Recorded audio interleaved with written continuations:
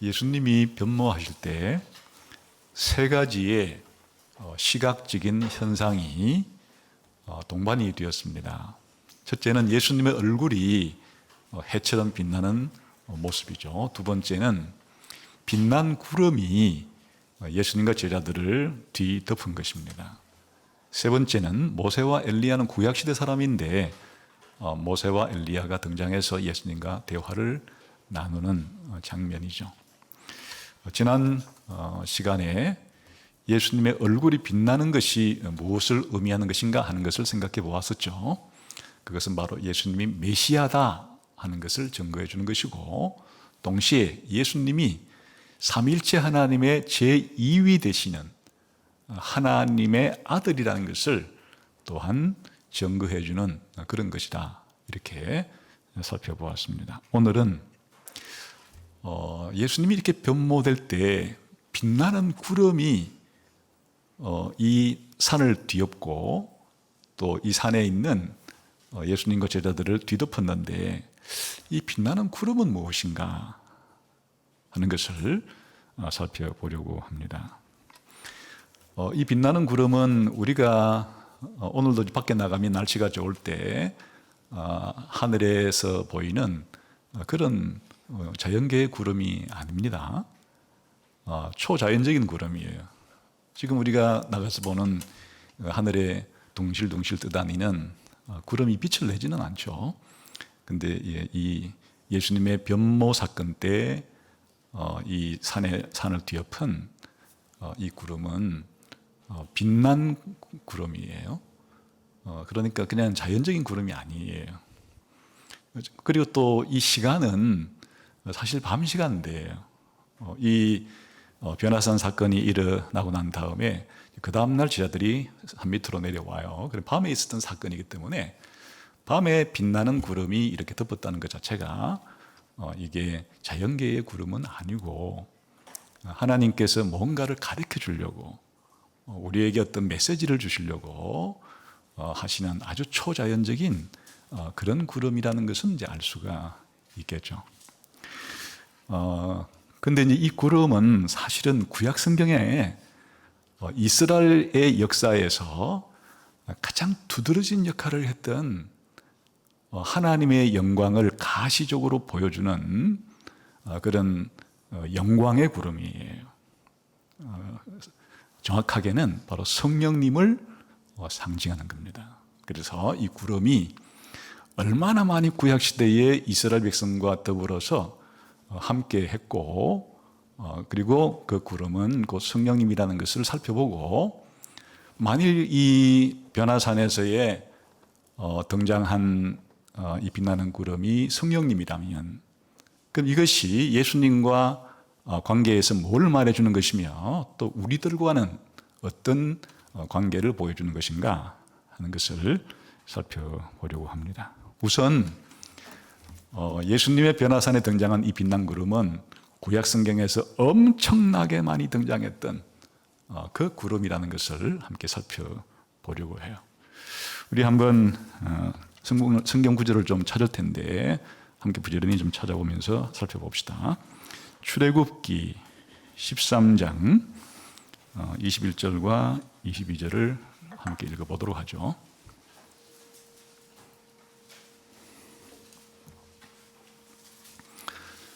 같이 한번 읽어보겠습니다.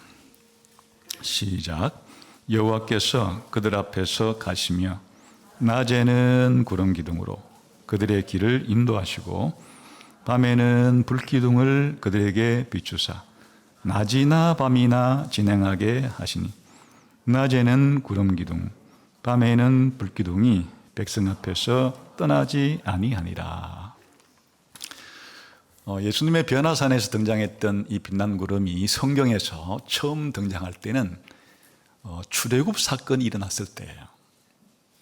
지금 이 방금 읽은 이 구절은 이제 이스라엘 백성이 모세의 인도로 애굽에서부터 탈출을 하죠. 애굽에서부터 이제 해방이 돼요. 그 애굽에서부터 이스라엘 백성이 나왔을 때 하나님께서는 이제 이 이스라엘 백성을 광야를 인도해 가시는데 뭘 통해서 하시는가 하니까 바로 이 구름을 통해서 이스라엘 백성을 인도하기 시작했다 할 때 이제 하나님의 영광이 눈에 보이는 가시적인 형태의 이 구름의 형태로서 이스라엘 백성과 함께 하면서 낮에는 구름처럼 보이고 그게 밤에는 불처럼 보여서 우리가 구름 기둥이라 부르기도 하고 혹은 불 기둥이라고 부르기도 하는 이 구름 기둥이 이스라엘 백성을 떠나지 않았다. 이스라엘 백성과 함께했다. 이제 이런 이야기를 읽게 돼요. 앞으로 이스라엘의 역사에서 이 하나님의 함께 하심을 가시적으로 보여주는 이 구름은 이제 출애굽에서부터 시내산까지 진행할 때도 함께하고 시내산에서 더 많이 등장을 하고 그 다음 시내산에서부터 이제 가나안 땅까지 갈 때도 이스라엘과 함께하고 가나안 땅에 들어간 다음에도 등장을 하고 심지어는 이스라엘 백성이 포로로 끌려가고 난 이후에도 하나님께서는 선지자들에게 이 빛나는 구름을 보여주세요. 한번 이 최초의 이제 장면이라 그랬고, 그럼 그 다음에 어디서 등장하는지 봅시다. 홍해에서 이 구름이 또 등장을 해요. 출애굽기 14장 19절을 조금 뒤로 넘어가서 읽어봅시다. 시작. 이스라엘 진 앞에 가던 하나님의 사자가 그들의 뒤로 옮겨가며 구름 기둥도 앞에서 그 뒤로 옮겨 애굽 진과 이스라엘 진 사이에 이르러 서니 저쪽에는 구름과 흑암이 있고 이쪽에는 밤이 밝음으로 밤새도록 저쪽이 이쪽에 가까이 못하였더라. 이 구름 기둥이 이제 제일 먼저 등장해서 하신 일은 이스라엘 백성을 인도해 가는 거였단 말이에요. 근데 이스라엘 백성이 홍해까지 가까이 왔을 때 애굽의 바로는 내가 이스라엘 백성을 풀어준 것이 잘못한 것이구나 이렇게 생각을 하고 자기의 군대를 이스라엘 백성의 뒤를 추격하게 해서 이스라엘 백성들을 다 진멸하려고 군대가 따라왔는데 곧 이스라엘 백성을 따라잡았어요.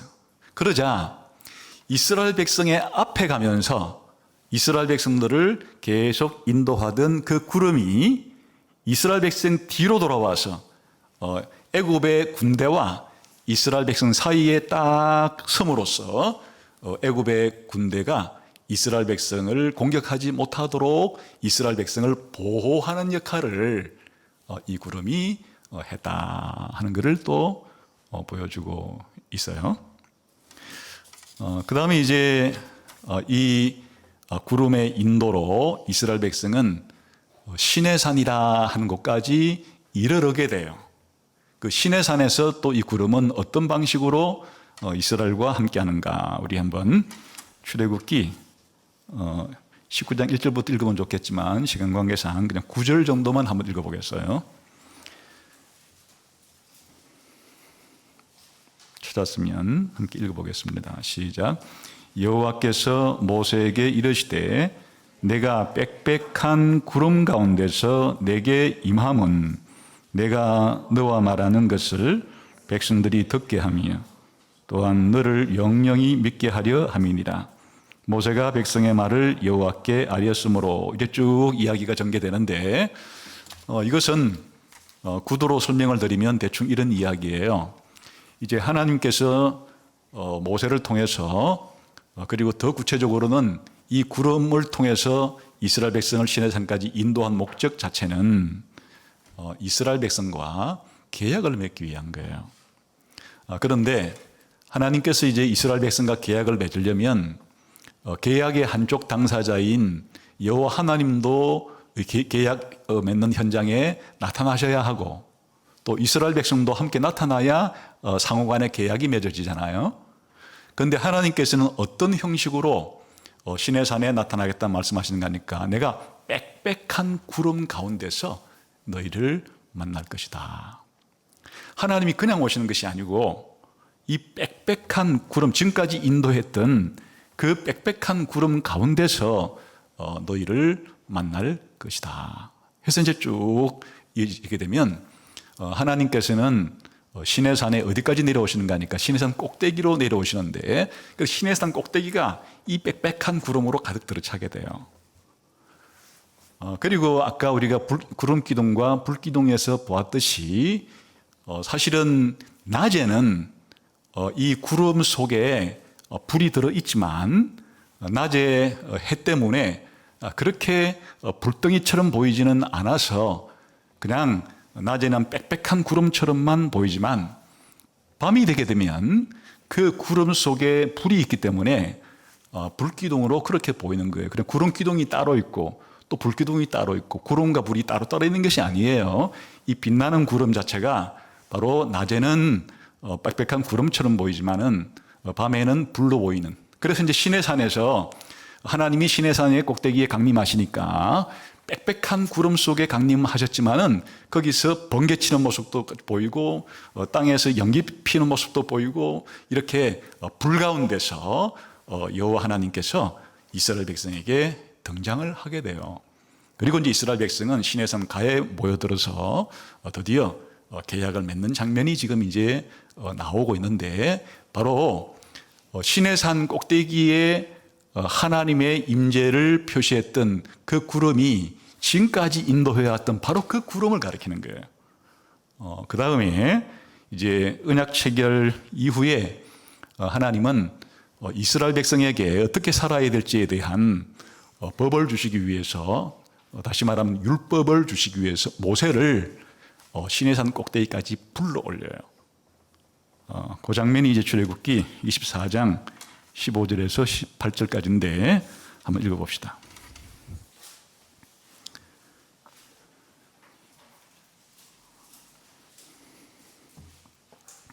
같이 읽겠습니다. 시작. 모세가 산에 오르매 구름이 산을 가리며 여호와의 영광이 시내산 위에 머무르고 구름이 엿새 동안 산을 가리더니 일곱째 날에 여호와께서 구름 가운데서 모세를 부르시니라. 산 위에 여호와의 영광이 이스라엘 자손의 눈에 맹렬한 불같이 보였고 모세는 구름 속으로 들어가서 산 위에 올랐으며 모세가 40일 40야를 산에 있으니라. 자, 이제 지금까지는 그 이스라엘 백성을 인도했던 구름이 이스라엘 백성 그냥 앞서가면서 혹은 이스라엘 백성 뒤쪽에서 그렇게 이스라엘 백성과 함께 하면서 인도했었는데 시내산에서는 이제 하나님이 산꼭대기에 내려오심으로써 좀 더 이스라엘 백성과 가까이 다가오셨고 지금 이 장면은 더 영광스러운 장면인데 아예 모세라는 인물을 구름 속으로 불러올리는 거예요. 그래서 이 구름이 시내산 정상을 뒤덮은 가운데 하나님이 모세를 어디로 올라오라는가 하니까 이 구름 속으로 모세를 불러 올려서 모세가 최초로 이 구름 속으로 들어가게 돼요.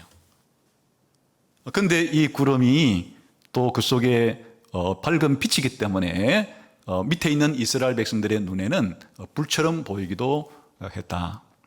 그런데 이 구름을 다른 표현으로서는 또 뭐라고 부르는가 하니까 그걸 여호와의 영광이라고 불러요. 그러니까 여호와 하나님은 눈에 보이지 않는 분이잖아요. 그런데 여호와 하나님께서 이스라엘 백성들에게는 그 당시에 눈높이 교육을 해주기 위해서 여호와 하나님이 이스라엘 백성과 함께 하시고 또 계약도 함께 맺고 이런 것을 보여주시기 위해서 여호와의 영광이 이 빛나는 구름의 형태로 이스라엘 백성에게 계시된 거예요. 그런데 여기서 이제 중요한 사실은 모세가 40일 동안 이 구름 속에 있었다. 하나님이 그 구름 속에 계시는데 하나님과 함께 만나서 대화를 나누고 하나님께로부터 율법을 받고 또 십계명이 기록된 돌판을 부여받고 하기 위해서 있었을 때 뭐라고 표현하는가 하니까 바로 지금까지 인도했던 그 구름 기둥과 불 기둥 속으로 모세를 들어오게 해서 이렇게 하셨다. 굉장히 놀라운 그런 이제 진전이 일어나는 것을 볼 수가 있죠. 그 다음에 하나님께서 이스라엘 백성에게 주신 율법의 내용 가운데 중요한 내용이 뭔가 하면 하나님이 이스라엘 백성과 함께 사시겠다는 거예요. 멀리 하나님은 하늘에 계시고 이스라엘 백성은 땅에 있어서 하나님과 이스라엘 백성이 완전히 따로 그렇게 지내는 것이 아니고, 이제 하나님은 이스라엘 백성과 언약을 맺었으니까 마치 결혼하기 전에는 남자와 여자가 따로따로 살다가 결혼하고 난 다음에는 한 집에 사는 것처럼 이제 하나님과 이스라엘 백성이 이 언약을 맺게 됨으로써 하나님께서는 내가 너희와 함께 살겠다 하는 표시로 이스라엘 백성이 사는 집의 형태는 광야를 통과해 가니까 텐트에서 살았어요. 그런데 하나님의 집도 텐트의 형태로 이스라엘 백성의 한가운데 나의 집을 지어라 하는 걸 우리가 성막이라고 불러요. 또 회막이라 부르기도 하고 정금막이라 부르기도 하고 여러 가지 이름으로 불리는데, 바로 그 성막은 하나님이 사신 하나님의 집이에요. 그 하나님의 집 성막을 지어라 이렇게 명령을 했고, 그 성막이 이스라엘 백성의 한가운데 있다는 뜻은 무엇인가 하니까 하나님이 우리와 함께 거하시고 함께 사시는구나 하는 이제 가시적인 증거물이 되는 거죠. 그래서 약 1년 동안 크게 봐서 이제 이 성막을 부지런히 시내산에서 다 지어요. 그럼 성막이 다 지어지고 난다는 얘기는 무슨 얘기인가 하니까 누구와 함께 산다는 뜻이에요? 여호와 하나님이 이스라엘 백성의 한가운데 계시면서 그들과 함께 사신다는 뜻이니까 여호와 하나님이 어디로 이제 오셔야 되겠어요? 성막으로 들어오셔야 되겠죠. 집을 지어놓고 난 다음에 빈집만 있으면 어떻게 해요? 그 빈집이 성막이 하나님의 집이면 하나님이 그 속에 들어오셔야죠. 어떤 형태로 들어오시는가? 출애굽기 40장 34절부터 38절까지 성막이 다 완공된 다음에 이제 어떻게 하시는가 하는 걸 봅시다.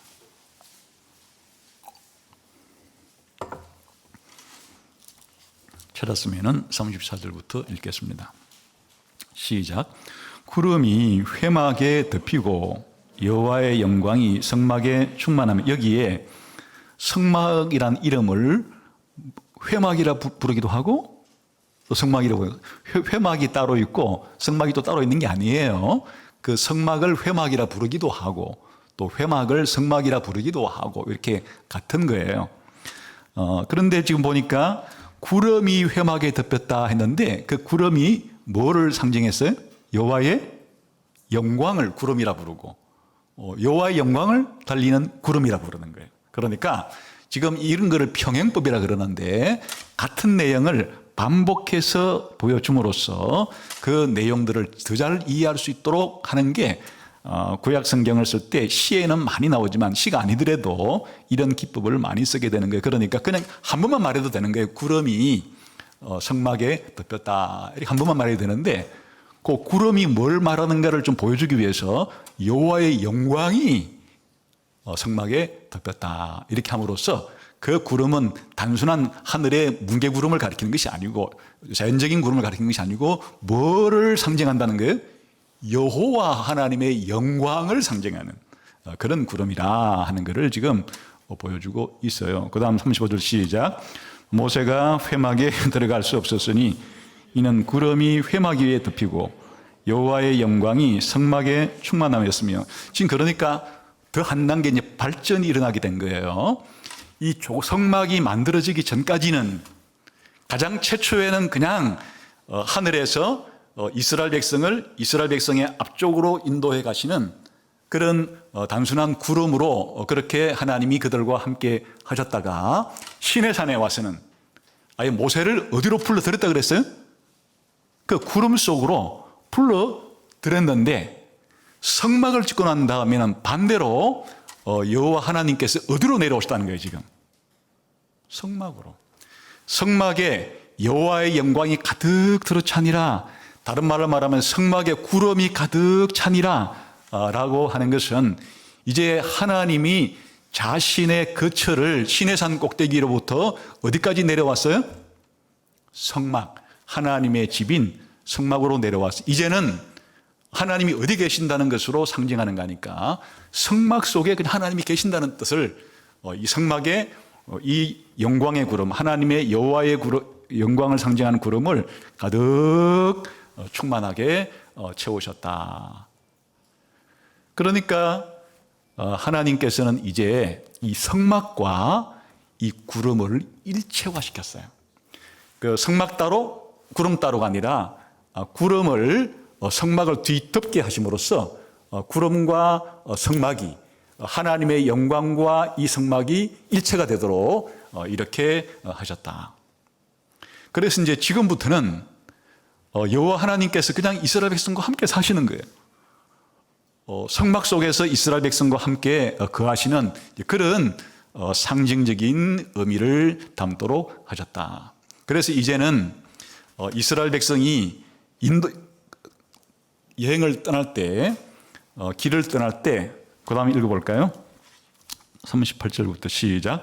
구름이 성막 위에서 떠오를 때에는 이스라엘 자손이 그 모든 행진한 길에 앞으로 나아갔고, 구름이 떠오르지 않을 때에는 떠오르는 날까지 나아가지 아니하였으며, 낮에는 여호와의 구름이 성막 위에 있고 밤에는 불이 그 구름 가운데 있음을 이스라엘 온 족속이 그 모든 행진한 길에서 그들의 눈으로 보았더라. 이제 성막을 다 짓고 난 다음에 하나님께서 이제 이스라엘 백성의 길을 앞에 먼저 가시는 거예요. 무슨 형태로? 구름이 성막에서 떠올라서 지금까지 이 구름이 어디에 지금 합류했다 그랬어요?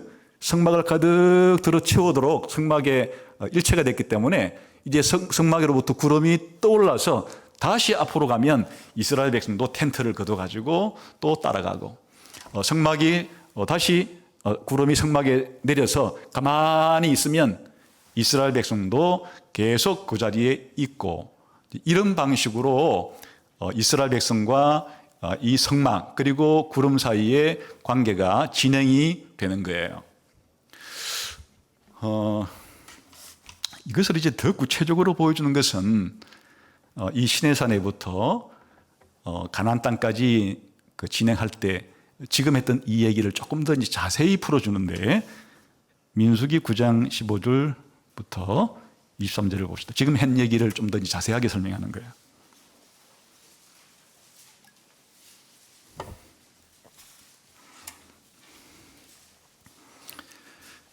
읽어보겠어요. 시작.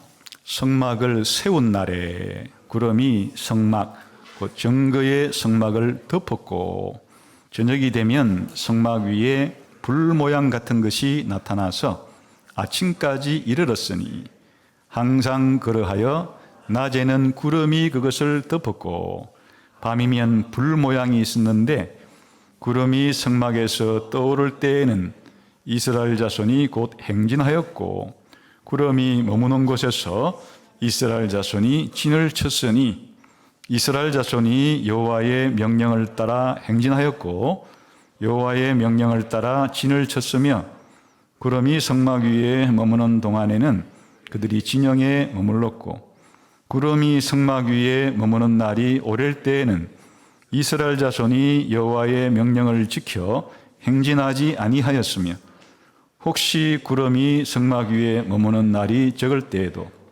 그들이 다만 여호와의 명령을 따라 진영에 머물고 여호와의 명령을 따라 행진하였으며 혹시 구름이 저녁부터 아침까지 있다가 아침에 그 구름이 떠오를 때에는 그들이 행진하였고 구름이 밤낮 있다가 떠오르면 곧 행진하였으며 한 달이든지 1년이든지 구름이 성막 위에 머물러 있을 동안에는 이스라엘 자손이 진영에 머물고 행진하지 아니하다가 떠오르면 행진하였으니 곧 그들이 여호와의 명령을 따라 진을 치며 여호와의 명령을 따라 행진하고 또 모세를 통하여 이르신 여호와의 명령을 따라 여호와의 직임을 지켰더라. 이게 이스라엘 백성이 40년 동안 광야 생활을 한 것의 요약이에요. 그러니까 이스라엘 백성이 광야 생활을 할 때 약 40년 동안을 시간을 보내면서 광야를 통과해서 가나안 땅에 들어가게 되는데 이 기간 내내 하나님이 이스라엘 백성과 함께해요. 함께 하는데 두 가지 형태를 통해서 함께 하죠. 우선 하나님께서 이스라엘 백성과 함께 한다는 가시적인 증거를 뭘 지어라 그랬어요? 성막을 지어서 이 성막이 하나님의 집이니까 하나님의 집이 이스라엘 백성의 집 한가운데 있음으로써 이제 하나님이 이스라엘 백성과 함께 한다는 증거를 보여주시는데 더 구체적인 증거는 그 성막에 하나님께서 하나님 자신을 상징하기도 하는 하나님의 영광을 상징하기도 하는 무엇을 보내서 바로 구름을 성막에 가득하게 해서 성막과 일체가 되어서 이제 이스라엘 백성이 광야를 어떤 식으로 통과해 가는가 하면 이 구름 기둥, 밤에는 불 기둥이 된다 그랬죠. 구름이 혹은 불이 이스라엘 백성을 인도하는데 여행 계획을 이스라엘 백성이 짜지를 않아요. 그러니까 모세가 이스라엘 백성의 지도자니까 이제 지도자로서 우리가 그 가나안 땅까지 가려고 하면 몇 킬로 남았는데 매일 요 노선을 통해서 얼마 정도 가면 며칠만 되면 우리가 가나안 땅에 들어갈 겁니다. 이런 식의 계획을 세우지 않아요. 이스라엘 백성이 가나안 땅에 들어가기까지 어떤 길에서 어떤 길로 통해서 가며 또 어느 장소에서 며칠을 머물다가 떠날 것이며 이 모든 계획은 하나님이 하는 거예요. 하나님께서 하시는데 이동하고 멈추고의 신호는 바로 이 구름이 떠날 때는 이스라엘도 떠나는 것이고 구름이 성막으로 돌아와서 멈추게 되면 이스라엘도 그 지역에 멈추는데 이게 어떨 때는 그냥 하루 만에 저녁에 구름이 이제 내려와서 있다가 그 다음날 아침에 구름이 또 이동하게 되면 이스라엘 백성들은 하루 동안 텐트를 치고 살다가 하루 만에 텐트를 걷어가지고 또 구름을 따라가야 되는 거예요. 어떨 때는 이틀 동안 성막에 머물다가 구름이 떠나게 되면 이틀 뒤에 또 성막을 거두고 또 자기들의 집도 텐트도 거두어서 따라가는 거예요. 이 구름이 한 달 동안 그 성막 위에 그 장소에 그대로 머물러 있게 되면은 이스라엘 백성도 그냥 한 달 동안 그 지역에서 사는 거예요. 때로는 이 구름이 1년 동안 한 지역에 머물러 있으면 이스라엘 백성도 그냥 1년 동안 거기에 그냥 죽치고 사는 거예요. 이게 지금 무슨 뜻인가 하니까 이스라엘 백성은 언제 어디로 떠나야 될지에 대해서 자기들의 결정권이 없어요. 이 40년이라고 하는 이스라엘 백성의 광야 여행길은 철저히 하나님께서 이스라엘 백성의 삶을 지금 인도해 가시는데 구름을 통해서 인도하시는 거예요. 그러니까 그냥 구름은 이스라엘 백성들의 삶의 한가운데서 너무나 밀접한 하나님과의 관계를 상징하는 것인데 구름이 머물면 자기들도 머물러야 되고 구름이 떠나면 그것이 하루만이든 이틀 동안이든 한 달이건 1년이건 그 구름을 따라서 살아가는 삶, 구름과 더불어서 살아가는 삶.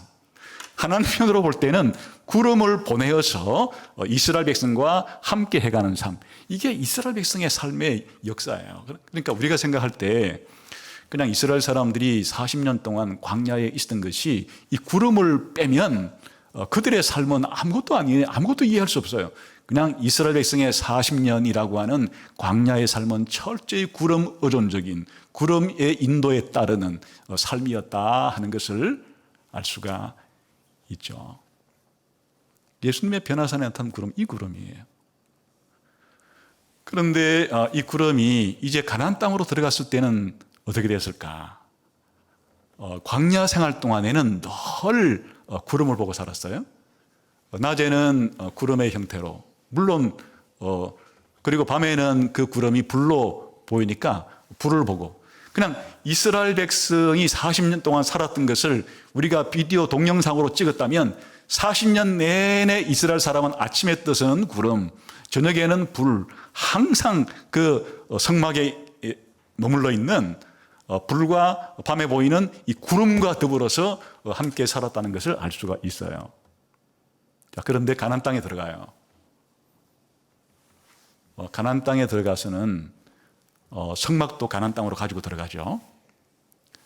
그런데 이제 구름이 가시적인 형태로는 떠나가게 돼요. 사실은 그 구름은 어디 속으로 들어간 것으로 가정되는가 하니까 아까 이 성막과 구름이 따로따로가 아니라 그랬죠. 그 성막의 가장 중심은 지성소인데 그 지성소가 바로 이 성막이 머무는, 아니 그 구름이 머무는 그 장소이기 때문에 이 구름은 이제 이스라엘 사람의 눈으로는 밖에는 보이지 않지만은 그 성막의 지성소 속에는 함께 있었어요. 그런데 이게 언제 하나님이 가시적으로 다시 한번 보여주시는가 하면 솔로몬 성전을 지을 때예요. 하나님이 다윗을 통해서 이제 너의 아들이 내 성전을 지을 거라 하고 약속을 해준 다음에 솔로몬이 성전을 짓죠. 성전을 짓는데 그 성전은 성막과 똑같은 구조예요.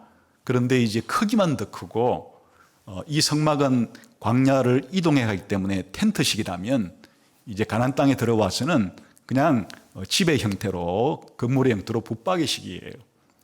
그런데 이제 성전을 건축한 다음에는 성막이 필요 없죠. 성막을 이제 없애버리는데 성막 안에는 뭐가 들어있어요? 성막들에는 물통하고 번제단이 있죠.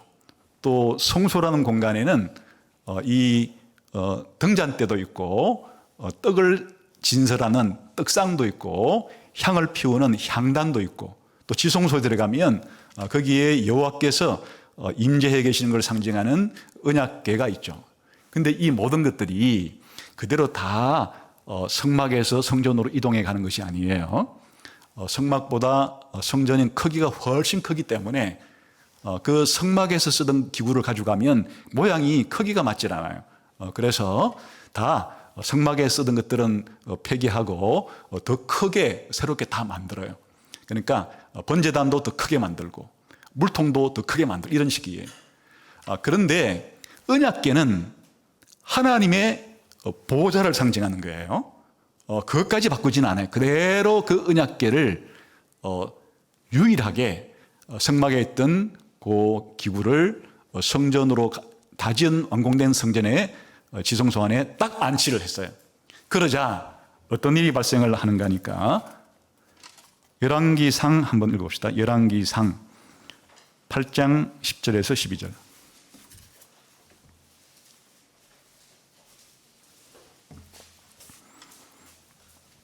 시작. 제사장이 성소에서 나올 때에 구름이 여호와의 성전에 가득하매 제사장이 그 구름으로 말미암아 능히 서서 섬기지 못하였으니 이는 여호와의 영광이 여호와의 성전에 가득함이었더라. 지금 이제 제사장들이 언약궤를 메고 성막에 있던 언약궤를 성전 안쪽에다가 갖다 놓고 딱 나오고 난 다음에 무슨 일이 벌어졌다고요? 아까 출애굽기 40장에서 성막이 다 완공되었을 때 뭐가 내려왔죠? 여호와의 영광, 그 영광의 구름이 이 성막을 가득 채웠던 것처럼, 그래서 이 광야에서 또 그 성막 안에 그 여호와의 영광의 구름 때문에 사람들이 들어가지 못할 정도로 구름이 충만했던 것처럼 성전에서도 똑같은 일을 보여주심으로써 이 성전과 성막이 같은 것이라는 것을, 성막의 더 완성된 형태가 성전이라는 것을, 성전과 성막이 따로따로가 아니라는 것을 그대로 한 번 더 보여주시게 돼요. 그런데 그러면 이 여호와의 영광의 구름이 성전에도 이제 가득해서 지성소에도 여전히 여호와 하나님이 이곳에 계신다 하는 이제 가시적인 상징을 보여주었어요. 그런데 이 가시적인 이 상징이 이스라엘 사람이 성전에 갈 때마다 성전 위에 이렇게 영광의 구름이 있는 형태로는 보이지 않았죠. 아까 광야 시절에는 좀 더 이스라엘 백성에게 가시적으로 보여줬지만은 이제 성전 때는 그 여호와의 영광이 바로 이 지성소에 계시는구나 하는 정도를 알 수 있도록 이렇게 해주었다는 뜻이에요.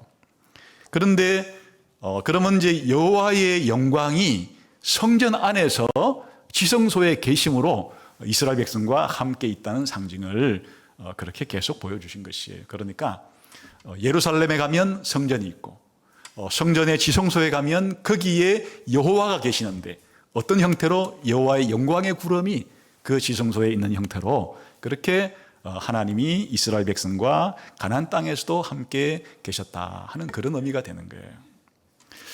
그런데 이스라엘 백성이 바벨론 포로로 잡혀가게 돼요. 예루살렘 성도 파괴되고 성전도 파괴되는 이 엄청난 일이 벌어지게 돼요. 어떻게 된 것인가? 이 비밀을 하나님께서는 이제 바벨론 포로 이후에 에스겔을 선지자로 부르면서 그 비밀을 가르쳐줘요. 우선 에스겔을 부를 때 어떻게 부르시는지 한번 봅시다. 에스겔서 1장을 한가 보겠어요?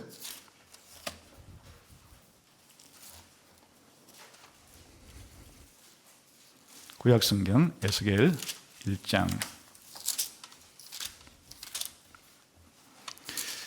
에스겔은 이스라엘 예루살렘에서 바벨론 포로로 끌려온 상태예요. 지금 4절은 이제 바벨론 포로로 끌려와 있는 에스겔에게 여호와 하나님이 나타나시는 장면인데 어떻게 나타나시는지 봅시다. 1장 4절 시작. 내가 보니 북쪽에서부터 폭풍과 큰 구름이 오는데 그 속에서 불이 번쩍번쩍하여 빛이 그 사방에 비치며 그 불 가운데 단새 같은 것이 나타나 보이고, 지금 바벨론 포로로 잡혀와 있는 에스겔에게 나타나신 이 큰 구름도 무슨 구름인지 알겠죠? 바로 출애굽 때부터 나타났던 그 구름, 시내산 꼭대기에 내려오셨던 그 구름, 성막과 성전의 영광으로 오셨던 그 구름이 이제 누구에게 찾아온가 하니까 에스겔에게 찾아오고, 그 큰 구름 속에는 뭐가 번쩍번쩍한다고요? 불이 번쩍번쩍하다. 그건 역시 구름기둥과 불기둥에서 보았던 장면이고 하기 때문에 이상할 것이 없죠. 그런데 이제 에스겔에게 가까이 다가온 구름 속에 들어가다 보니까 그 안에 뭐가 있는가 하면 네 생물이 있고, 네 생물이 끄는 마차가 있고, 또 그 위에 여호와 하나님의 영광이 보좌에 앉아 계신 모습이 있고, 그러니까 이게 그냥 혼연일체인 거예요. 가장 그냥 작게 보면 여호와 하나님께서 보좌에 앉아 계신 모습으로 보이고, 조금 눈을 크게 뜨면 그 보좌가 어디 있는가 하니까 네 생물이 끌고 있는 하나님의 전차가 보이고, 더 먼 곳에서 보면 그걸 또 뭐가 둘러싸고 있어요? 번쩍번쩍하는 구름이 둘러싸고 있는 이런 형태로 에스겔에게 보여주었는데, 하나님은 이렇게 에스겔에게 자기를 보여주시고 난 다음에 왜 이스라엘 백성이 바벨론 사람들에게 패배해서 끌려오게 되었는가를 또 환상으로 보여줬어요. 이게 이제 8장부터 10장까지 이야기인데, 대충 제가 그냥 구두로 11장까지 얘기인데 말해줄게요. 이스라엘 백성이 우상 숭배를 하는데, 심지어는 성전 안에서까지 그 당시 중건동 지방에 여러 우상들을 가지고 들어와 가지고 막 다른 신들을 그냥 성전 안에서도 짓는 그런 일을 8장에 보여주어요. 하나님의 언약을 파괴시킨 거예요. 그래서 하나님께서는 이제 이 이스라엘 백성과 성전에서 여호와의 영광이 지성소에 머물면서 함께 계셨는데, 더 이상 범죄한 이들과 함께 계실 수가 없어서 이들을 떠나는 거예요. 이스라엘 백성을 떠나시는 거예요. 떠나시는데 여호와가 어떤 식으로 떠나는가 하면 9장에서는 우선 지성소에서부터 여호와의 영광이 철수를 해요. 지성소에서 철수해서 그냥 성전 문 밖까지 나와요. 이게 여호와의 영광이 이스라엘을 차근차근 떠나신 1단계인데, 원래 여호와의 영광이 지성소를 가득 채웠던 영광이 지성소를 빠져나와서 그냥 성전 바깥 문 쪽으로 옮겨갔다. 10장에는 2단계로 성전 문까지 이동한 이 영광의 구름이 이제는 성전을 또 완전히 떠나게 돼요. 그런데 성전은 어느 곳이 있다 그랬어요? 예루살렘 안에 있으니까 그런 성전을 떠나서 예루살렘 안까지 이동을 해요. 3단계는 완전히 이 여호와의 영광의 구름이, 영광이 예루살렘을 떠나서 예루살렘 동쪽으로 완전히 이동해서 산으로 옮겨가는 장면을 통해서 여호와의 영광이, 이 영광의 구름이 이스라엘 백성의 범죄로 말미암아서 하나님께 버림을 받고 하나님께서는 이스라엘 백성을 떠나시게 됨으로써 버림받은 이스라엘 백성에게 바벨론 포로라고 하는 비극이 생겨나게 되고 예루살렘 성도 파괴가 되고 성전도 파괴가 되고 하나님이 떠나버렸으니까. 그래서 그냥 이스라엘 백성의 생각은 이런 것이었어요. 아니, 하나님이 우리와 함께 하시는데 어찌 우리가 바벨론 사람들에게 멸망당할 수가 있단 말인가? 그건 잘 몰라서 그런 게 하나님이 에스겔에게 보여준 거예요. 이스라엘 백성이 범죄함으로 말미암아서 하나님이 이스라엘을 버리시고 떠나신 거예요. 하나님이 계시는데 이 바벨론 군대가 쳐들어온 게 아니고 이스라엘 백성을 하나님이 보호할 때는 모든 외적들로부터 하나님이 보호해 주었으나 이스라엘 백성의 범죄로 여호와 하나님이 그들을 버리시고 그들을 떠나셨기 때문에, 그래서 바로 예루살렘 성은 회파당하고 성전도 회파당하고 여호와 하나님께로부터 이스라엘 백성은 버림받게 되고 추방당하게 되고 이런 일이 생긴 것이다. 이스라엘 역사가 이렇게 끝을 맺어요. 지금 이스라엘 백성의 역사는 처음부터 출애굽한 이래로 누구와 함께한 삶이었어요? 여호와의 영광과 함께하는 삶이었는데, 이제 바벨론 포로 이후에는 하나님께서 이스라엘 백성을 떠난 모습으로 그렇게 자기를 보여주었다. 영원히 이럴 것인가? 그러지 않고 하나님은 에스겔에게 희망을 보여줘요. 에스겔서 40장부터 48장에 보게 되면 상상 가운데, 아니 환상 가운데 성전을 다시 짓게 돼요. 그리고 이 여호와의 영광이 다시 돌아온다고 그래요. 우리 한번 43장을 봅시다. 에스겔서 43장.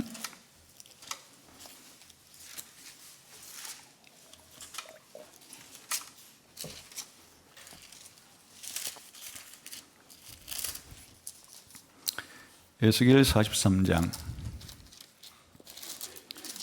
한번 1절부터 3절까지만 한번 볼까요? 시작. 그 후에 그가 나를 데리고 문에 이르니 곧 동쪽을 향한 문이라. 이스라엘 하나님의 영광이 동쪽에서부터 오는데 하나님의 음성이 많은 물소리 같고 땅은 그 영광으로 말미암아 빛나니 그 모양이 내가 본 환상 곧 전에 성읍을 멸하러 올 때에 보던 환상 같고 그발 강가에서 보던 환상 같기로 내가 곧 얼굴에 땅에 대고 엎드렸더니 여호와의 영광이 동문을 통하여 성전으로 들어가고 영이 나를 들어 데리고 안뜰에 들어가기로 내가 보니 여호와의 영광이 성전에 가득하더라. 여호와의 영광이 성전으로부터 예루살렘 시도 완전히 떠나버렸던 그 영광이 이제 다시 성전을 지어라. 그리고 그 예루살렘으로 돌아오시고 또 성전으로 들어오는, 그래서 성전이 여호와의 영광으로 다시 가득 찬 것이 바로 이스라엘이 기대할 수 있는 바벨론 포로 시대로부터 하나님께서 다시 우리 가운데 함께 오실 것에 대한 희망을 여호와의 영광이 다시 성전에 충만한 것으로 제시를 해 주어요. 자, 지금까지 출애굽 이후부터 바벨론 포로 시대의 희망에 이르기까지 이스라엘 백성의 역사는 무엇과 함께한 역사예요? 하나님이 그들과 함께한 역사였는데, 하나님이 그들과 함께한 것은 가시적으로서는 무엇을 통해서 보여줬어요? 여호와의 영광을 상징한 이 구름이 그들과 함께하면서 인도도 하고 보호도 하고 또 하나님이 구름 가운데서 말씀을 주시기도 하고 또 성막과 성전에 계시면서 1년에 한 차례씩 대제사장을 만나주기도 하고 이런 방식으로 계시다가 이스라엘이 죄를 범하고 언약을 깨자 이제 하나님은 성전을 떠나고 예루살렘을 떠나고 이스라엘 백성을 떠남으로 이스라엘이 완전히 망했다가, 그러나 하나님께서는 다시 이스라엘을 회복시켜 주신다는 영광스러운 것을 이제 성전도 새로 짓게 될 것이고, 그리고 그 성전의 여호와의 영광이 다시 돌아와서 충만히 그들과 함께 계실 것이다. 이게 이스라엘 역사예요. 이 이스라엘의 역사와 함께 했던 그 빛나는 구름이 바로 예수님의 변모 때, 바로 변모의 산에서 이 구름이 이스라엘 백성과 함께 했던 그 구름이 다시 등장하신 거예요. 여러분 이 구름은 무엇을 상징하는 거니까 자연계에 우리가 비 오지 않는 날에는 늘 볼 수 있는 그런 자연계 구름이 아니라 그랬죠. 하나님의 영광을 가시적으로 보여주는 영광의 구름이라 그랬어요. 초자연적인 구름이에요. 근데 이 구름이 무엇을 상징하는가 하니까 성령님을 상징해요. 성령을 상징하는 거예요. 늘 하나님이 성령 안에서 이스라엘 백성과 함께 하신다고 하는, 그러니까 하나님이 함께 한다는 말은 달리 보려면 하나님이 보내신 성령이 이스라엘과 함께 한다, 그런 의미예요. 바로 이 영광의 구름은 성령을 상징하는 거예요. 어떻게 알 수 있습니까? 아예 하나님께서 이사야와 학개 선지자를 통해서 이스라엘 사람과 함께 했던 그 영광의 구름이 성령이라는 것을 밝혀줘요. 우리 한번 중요한 구절이니까 또 한번 봅시다. 이사야 63장 11절에서 14절.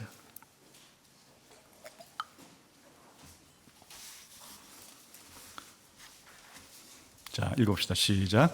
백성이 옛적 이사야 63장 11절부터 14절이에요. 자, 찾았으면 읽어봅시다. 시작.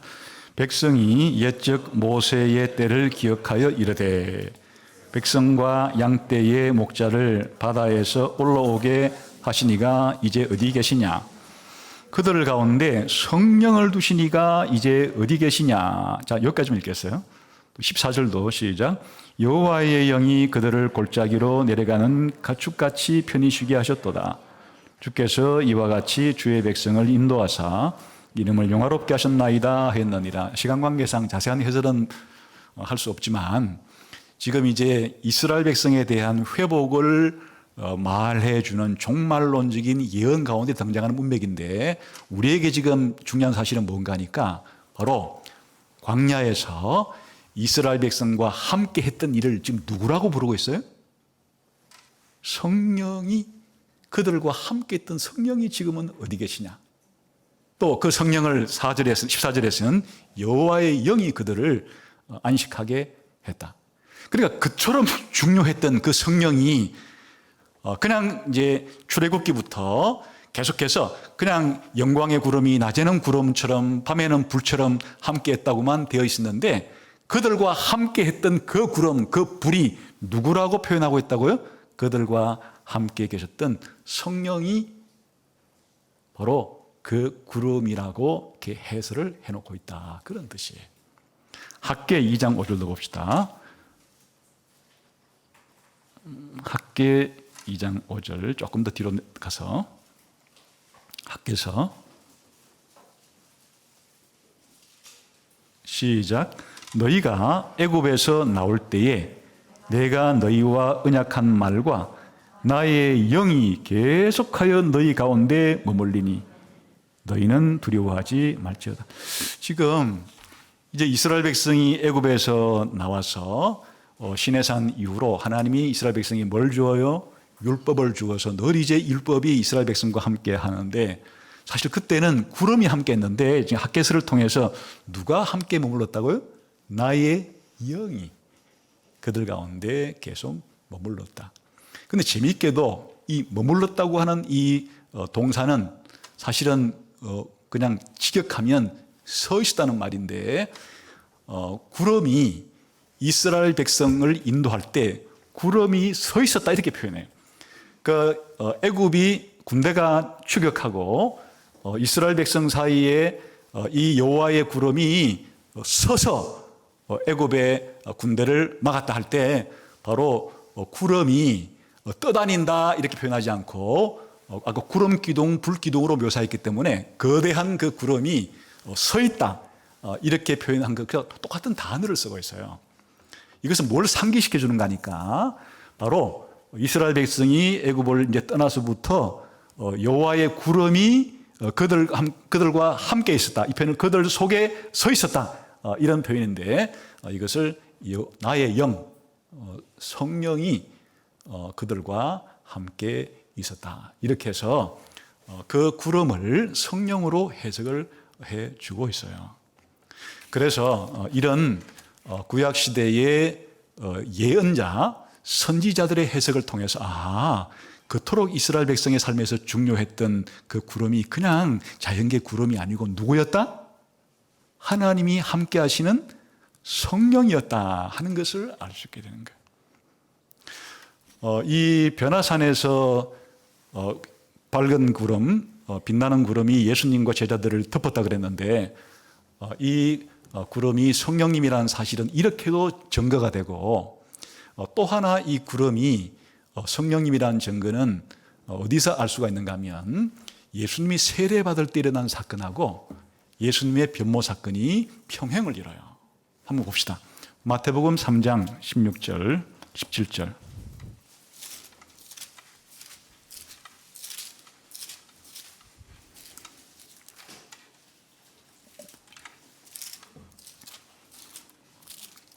한번 읽어볼까요?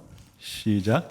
예수께서 세례를 받으시고 곧 물에서 올라오실새 하늘이 열리고 하나님의 성령이 비둘기같이 내려 자기 위에 임하심을 보시더니 하늘로부터 소리가 있어 말씀하시되 이는 내 사랑하는 아들이요 내 기뻐하는 자라 하시니라. 여기에 예수님이 세례 받으실 때 삼위일체 삼위 하나님이 다 등장을 해요. 예수님은 물에서 지금 올라오시고 예수님이에요. 그리고 아버지 하나님, 성부 하나님은 하늘에서 이 예수님을 보고 뭐라고 말하고 있어요? 이는 내 아들이다 이렇게 말해요. 예수님을 보고 내 아들이라고 말씀하시는 분은 당연히 누구겠어요? 하나님? 아버지니까 예수님을 내 아들이다 이렇게 말하죠. 그러니까 하나님 아버지는 하늘에 들리는 음성으로 등장을 하는 거예요. 근데 여기 성령님도 등장을 하죠. 하나님의 성령이 예수님 위에 내려와서 머물러요. 이 성령이 예수님과 일체가 되는데 그런데 하나님의 성령이 예수님에게 임했다 이 정도로 표현하지 않고 좀 가시적으로 아주 중요한 사건이니까 분명하게 해주기 위해서 이번에는 성령님이 무슨 형태로 보여요? 비둘기의 형태로 예수님 위에 머물렀는데 그 비둘기가 아니고 누구라는 거예요? 성령님이 예수님에게 임했다. 그럼 여기에 아버지 하나님과 아들 예수님과 성령님이 모두 세례 사건 때 삼위 하나님이 총출동하신 거예요. 한꺼번에 그냥 가시적으로 보여주셨는데 이게 그대로 예수님의 변모 사건 때도 평행을 이뤄요. 이 변모산에서 얼굴이 해처럼 변화되신 예수님이 계세요. 근데 이 예수님을 향해서 음성이 들려오죠? 구름 속에서 음성이 들려오는데 이는 내 사랑하는 아들이라 세례 때와 똑같은 음성이 들려와요. 그럼 그 구름 속에서 발하신 그 음성의 주인공은 누굴 가리키는 걸까요? 하나님? 아버지죠. 그런데 세례 때는 하나님의 성령이 비둘기 형태로 예수님 위에 머물렀는데 이 변화산에서는 그 비둘기 형태 대신에 무슨 형태로 예수님을 덮어요? 구름의 형태로 예수님을 덮어요. 그러니까 세례 사건 때에 이 비둘기 같은 성령님은 변모 사건 때는 구름 같은 성령님으로 이게 동일한 내용을 형성하는 거예요. 그렇기 때문에 예수님의 세례와 변화산 사건에 이 병행되는 사건을 비교해 보아도 성령님은 이 구름의 형태로 또 구름은 성령님을 상징하는 것이다 하는 것을 알 수 있어요. 자, 그러면 이것이 우리들에게 무엇을 말해줄까? 만일 예수님과 제자들을 뒤덮은 이 구름이 성경에서 정언했던 이와 같은 구름을 의미하는 것이라면 삼위일체 하나님이 삼위 하나님이 변모산에서도 그대로 총출동하신 사건이라는 것을 알 수가 있어요. 엄청난 중요한 의미를 가지고 있죠.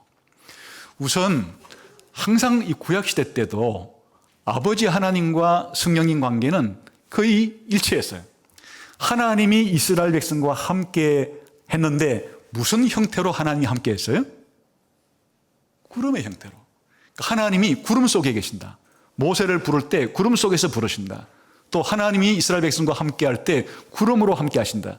이렇게 아버지 하나님과 이 구름은 밀접한 상관관계를 가지는데 하나님이 성부 하나님이 직접 이스라엘 백성과 함께하고 이스라엘 백성을 인도하고 이스라엘 백성을 불러내고 이스라엘 백성과 보호하고 하시는 것이 아니고 누굴 통해서? 구름으로 상징된 성령님을 통해서 하나님이 이스라엘 백성을 인도하고 보호하고 또 함께 하시고 했다는 것이에요. 예수님과 구름은 어떤 관계에 있을까? 다니엘서에 가게 되면 힌트를 주는 것이 있는데 시간 관계상 제가 그냥 구두로만 말해야 되겠네요. 이 다니엘서 7장 13절과 14절에 보게 되면 아버지 하나님은 보좌에 앉아 계신 분으로 묘사가 되고 이 인자 같은 보좌에 앉아 계신 분의 아들 같은 모양을 하고 있는 분이 그게 인자 같은 이란 뜻이에요. 구름을 타고 보좌에 계신 분에게 나아가요. 근데 그 인자 같은 일은 몇 차례 얘기를 했지만 신약 성경 오게 되면 누굴 가리킨다 그랬어요? 인자로 불리시는 예수님을 가리킨다 그랬어요. 이번에는 다니엘 7장에서는 누가 구름을 타고 있는가 하니까 그 예수님이 성자께서 구름을 타고 아버지께로 나아가는, 그러니까 이 인자 같은 이 성자가 구약 성경에는 인자로 표현되고 역시 그때의 구름은 바로 그동안 우리가 보았던 그 구름이에요. 그러니까 예수님과 성령님의 관계도 아버지와 성령님과의 관계 못지않게 아주 혼연일체가 되어 있음을 우리에게 보여주고, 그래서 나중에 예수님께서는 하늘로 승천할 때 어떻게 승천하시는가 하니까 쭉 승천하시다가 구름이 예수님을 가려서 구름 속에서 예수님이 승천을 해요. 이 구름도 자연계의 구름을 가리키는 것이 아니에요. 바로 다니엘 7장 13절에서 예수님이 구름 타고 다니시는 그 모습을 더 구체적으로 예수님이 승천할 때도 구름 타고 승천하시고, 그런데 다시 올 때 어떻게 오신다 그랬는가 하니까 하늘로 올라가신 그대로 다시 오신다. 어떻게? 구름 타고 올라가셨듯이 구름 타고 다시 오실 것이다. 그래서 마태복음 24장과 요한계시록 1장 7절에서는 예수님이 재림할 때 하늘 구름 타고 오시리라는 말을 쓰게 되는 것이에요. 그러니까 이 변모산에서 이 구름의 등장과 이 구름이 예수님을 뒤덮는 이 사건은 장차 앞으로 예수님이 구름 가운데서 승천하시고 승천한 상태에서 구름 가운데 거하시고 또 재림하실 때 구름 가운데서 임하신다는 것을 미리 강력하게 미리 보여주는 그런 역할을 한다, 그런 말이죠. 그러니까 다시 말하면 이 성령으로 상징되는, 아니면 이 구름으로 상징되는 성령님은 곧 예수님이 누구신가에 대한 조명을 해주죠. 바로 이 예수님이 구약 성경에서도 성령과 이 인자가 밀접하게 결합이 되어 있고, 또 나중에 이사야의 예언에 따르면 메시아와 성령은 항상 결합이 돼요.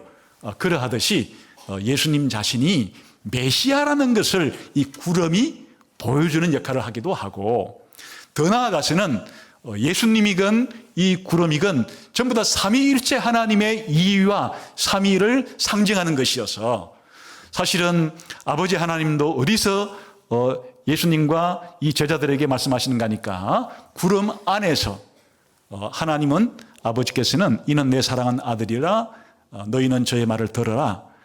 아버지 하나님도 구름 속에서 계시고 아들 또한 구름 속에 들어가시고, 이 구름이 아버지와 아들과 성령을 혼연일체를 이루는 그와 같은 매개체로서의 역할을 하는 것이에요. 그러니까 이 변화산에서 예수님은 성삼위 하나님 가운데 제 두 번째 해당이 되시는 하나님의 아들이라는 것을, 이렇게 성령이 하나님이라는 것을 보여줌으로써도 간접적으로 보여준다. 그리고 삼위일체 하나님이 자신의 모습을 역사상 가장 구체적으로 이렇게 보여준 장면이다, 이렇게 이해할 수가 있어요. 그리고 이 성령으로서의 구름은 그럼 우리에게는 무슨 관계가 있는가? 구약시대는 우리가 지금 방금 보았듯이 하나님이 이스라엘을 인도하시고 함께 하신다는 것 전부 다 뭘 통해 했어요? 이 성령님을 상징하는 구름 통해서 했는데, 갑자기 신약시대에는 그럼 구름이 우리 가운데 이렇게 함께 없는데 어떻게 된 것인가? 이 구름이 누구라 그랬어요? 성령님이라 그랬죠. 지금 신약 시대에 예수 믿는 우리들에게 내주하시면서 우리를 예수님 믿게 해주고 회개하게 하고 우리를 하나님의 자녀로 만들어주시고 우리를 거룩하게 만들어주시고 장차 우리를 영화롭게 하실 분이 성령님이에요. 또한 신약 성경에서는 너희는 성령을 따라서 살아라. 성령이 인도하시는 대로 살아라. 전부 다 구약시대로 말하면 무슨 그림이에요? 구름기둥과 불기둥, 성령으로 상징되는 구름기둥을 따라서 살았듯이 바로 신약시대에는 우리들은 바로 성령님을 따라서 너희가 함께 걸어라. 성령을 따라서 살아가라. 그리고 성령의 인도를 받아라. 성령의 충만을 받아라. 성령의 보정을 가지고 살아가라. 성령의 은사를 받아서 교회를 봉사하며 살아라. 전부 다 기독교인의 삶 자체는 성령님과 뗄래야 뗄 수 없는 관계를 가지고 있는데, 거꾸로 말해서 만일 구약시대에 이스라엘과 함께했던 그 구름이 성령님이 아니라면 그 구약시대는 성령님은 어디가 계신 거예요? 구약시대 때 이스라엘 백성과 함께하고 성전에 함께하고 그들을 인도하고 보호했던 그 구름은 바로 신약시대에 구름이라 말하지는 않고 이제는 그냥 본격적인 그 이름으로 성령님으로 말하는 그 성령의 역사가 구약성경이든 신약성경이든 구약시대 백성이건 신약시대 백성이건 늘 하나님은 우리와 함께 할 때 누굴 통해서 함께 하시는가 하니까 성령님을 통해서 함께 하신다, 그 뜻이. 사실 더 추가적으로 말씀을 드리면 성령은 어디에서 함께 머물러 있다 그랬어요? 성막과 성전에 함께 머물러 있어서 이 구름과 이 성전이 혼연체됐다 그랬는데 신약 성경에 오게 되면 그 성막과 성전은 누굴 가리켜요? 예수님을 가리켜요. 예수님이 바로 구약 시대의 예표로 나타났던 성막이자 예수님이 바로 성전이에요. 그러니까 예수님과 이 성령은 뗄래야 뗄 수 없는 관계. 구약 시대 때 이 하나님의 영광의 구름과 이 성막과 성전은 뗄래야 뗄 수 없는 관계를 가지고 있듯이 예수님이 마리아에게서 탄생하실 때 누가 예수님을 마리아에게서 잉태하게 했어요? 성령이 마리아를 덮어서 예수님이 탄생하게 했어요. 예수님께서 세례 받으실 때도 성령이 예수님께 비둘기처럼 임해요. 그래서 예수님이 사역할 때 귀신을 내쫓았는데 바로 성령의 능력을 가지고 귀신을 내쫓아요. 그리고 변모산에서 앞으로 예수님은 이제 어떻게 변하실 것인가 하니까 부활하실 것이고 성천하실 것이고 하늘에 거할 것이고 재림하실 것인데 그 영광의 구름이 예수님을 덮으심으로써 바로 예수님께서 부활하실 때 성천하실 때 지금도 하늘에 거하실 때 다시 재림하실 때 성령께서 예수님과 함께 한다는 것을 보여주는 것이에요. 그뿐 아니라 이 성막과 성전이 2차적으로는 우리가 예수님을 믿게 되면 원래 1차적으로는 성막과 성전이 예수님을 상징하는 것이지만 예수님을 믿게 되면 우리 신자들도 교회도 바로 성막이 되는 것이고 성전이 되는 것인데 역시 오늘 우리가 신자의 생활은 전부가 하나에서 열까지 성령님이 함께 하심으로써 이루어지는 삶이다 하는 것을 보여줘요. 그래서 우리가 예수님의 변화산에 등장한 이 빛난 구름은 바로 성령님을 상징하는 것이로서 아버지 하나님과의 관계도 거의 일체화되어 있고 예수님과의 관계에도 일체화되어 있고 그리고 우리 신약시대 성도들과도 늘 불가분적인 관계로서 우리와 함께 하시는 분으로서 등장을 하신다. 그 사실은 오늘 예배 드릴 때도 성삼위 하나님과 우리와 함께 하시는 것이고 우리가 믿는 대상도 아버지와 아들과 성령님이시고 또 우리가 하나님의 뜻대로 살아간다고 할 때도 사실은 아버지와 아들과 성령의 뜻을 따라서 우리가 살아가는 것이고 장차 우리가 영광스럽게 되는 것도 영광의 하나님처럼 우리가 변화되는 것도 성령님이 하시는 일이다. 그래서 여러분의 이 믿음, 여러분의 예배, 여러분의 윤리적인 실천이 변화산에서 드러난 삼위 하나님의 계시를 잘 받아들여서 이해하고 믿음으로써 여러분의 삶이 더 풍성해지기를 주님의 이름으로 축원합니다. 기도하겠습니다. 하나님 아버지 감사합니다. 이스라엘 백성과 구름을 통해서 함께 했던 것처럼 오늘 우리 시대에는 성령님을 통해서 그렇게 해주시는 것을 감사합니다. 성령에 따라서, 성령의 인도를 따라서 성령 충만한 삶을 살아갈 수 있도록 인도해 주시기를 원합니다. 예수님 이름으로 기도하옵나이다. 아멘.